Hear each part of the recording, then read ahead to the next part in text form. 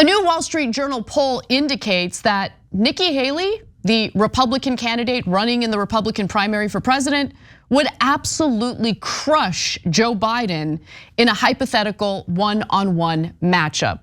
Now, I know what you're all thinking. Well, Nikki Haley is unlikely to win the Republican primary given Donald Trump's massive lead. You're right about that. We'll get to that in just a moment. But I do think these hypothetical situations are telling because oftentimes we talk about Trump and the matchup with Trump and Biden, and the numbers are not good for Biden in that case. They're even worse when it comes to someone like Nikki Haley.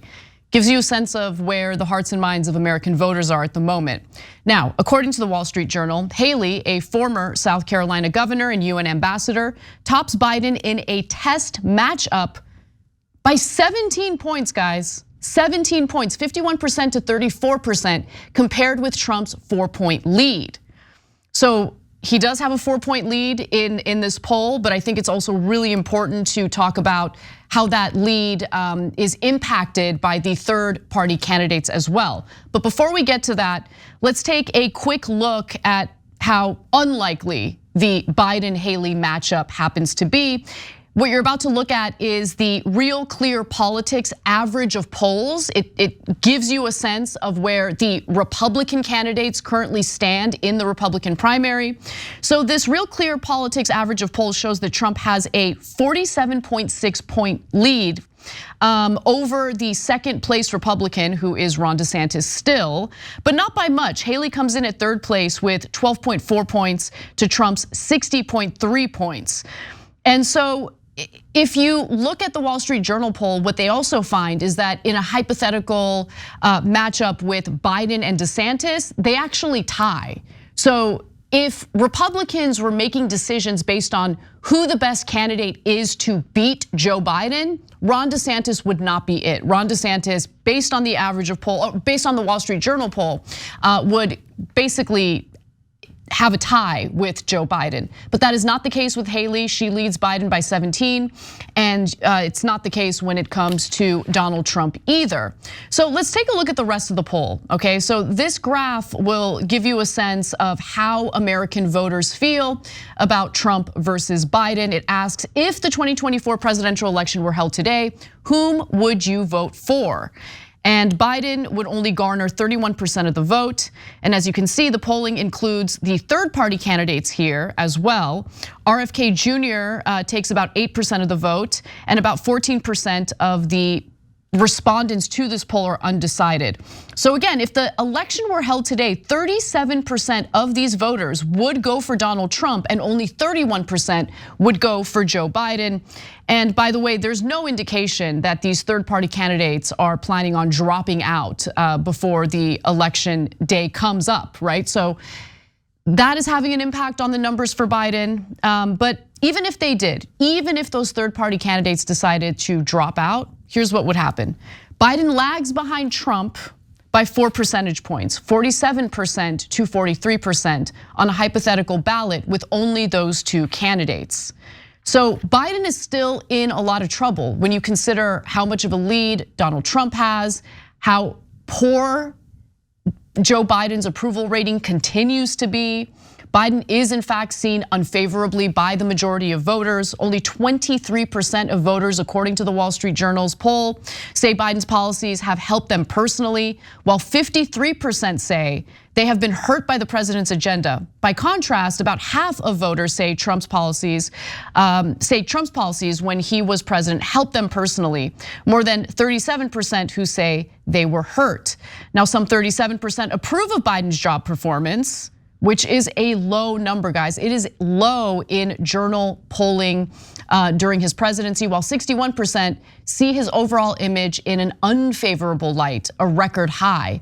Bidenomics, the president's signature economic platform, is viewed favorably by less than 30% of voters and unfavorably by more than half. Now, the real issue here for the respondents is Biden's handling of the economy. And honestly, this is an area where I think Biden is being treated a little unfairly, but what's at the heart of their disdain for the economy is honestly inflation. I've talked about this quite a bit before, and that's certainly reflected in this poll as well. So it's like, take a look at the next graph, and it'll show you the areas in which the respondents trust Trump over Biden. And in almost every category, the respondents prefer Trump over Biden. They trust Trump to handle the economy better. They trust Trump to handle inflation, crime, border security, and even the Israel-Hamas war better than Biden's been handling it. Whether you agree with them or not, that doesn't matter. What matters is what the respondents to this poll are saying. The only two areas in which Biden actually does better than Trump, unsurprisingly, includes abortion, so reproductive rights. Understandably, most Americans are pretty furious over the reversal of Roe v. Wade and what that has led to in various red states, effective abortion bans in various states.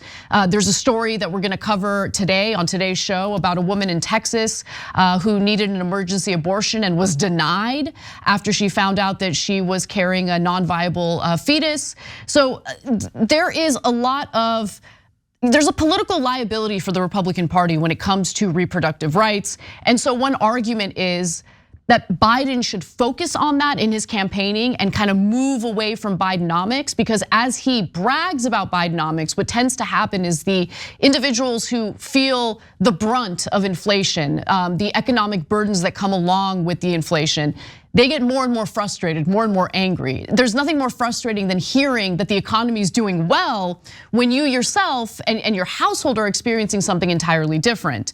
But they do, again, trust Biden on abortion and also apparently tone in politics. So even Trump supporters will admit that they don't like the way he conducts himself, the way that he carries himself in public. They didn't like the way that he would tweet or some of his social media posts, but they liked his policies. The situation is reversed when it comes to Biden. They think that Biden has the right tone in politics, but they're not really in favor of the policies he's implemented. Now, Michael Bosian, a Democratic pollster, said that Biden is falling short with several groups who would consistently vote Democratic, young voters and Black and Latino voters, something that we've talked about quite a bit on this show.